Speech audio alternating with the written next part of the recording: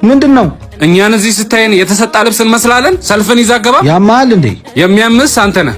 ምንድነው እናንተ ዝም የምትሉት? ባከን የረዳቱ ነኝ። ሲጀመር የእናንተ ታክሲ ሰልፍ እዛ ጋር ነው።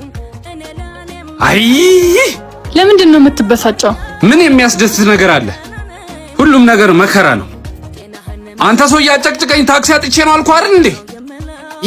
ብዘጋውስ መበሳጨትህ እኮ መፍትሄ ያመጣው። ተው እባክህ መካሪ አላጣው። ሄሎ የኔ ውድ እደውላለሁ ብዬ ጠፋው አይደል? ምን ነው ሰላም አይደለም እንዴ? ምን ቢዚ ሆኜ ነው እባክሽ። የተበሳጨ ትመስላለህ። ምን ታክሲውም ያበሳጫል፣ ሰውም በማያገባው ይገባል። እንደው እኔ እኮ ተቃጠልኩ። አይ ትንሽ እስቲ ለመረጋጋት ሞክር። አይምሮዬ ሰላሙን አጥቷል። ግርግር፣ ውክቢያ፣ ጥርፊያ፣ ችኮላ ብቻ።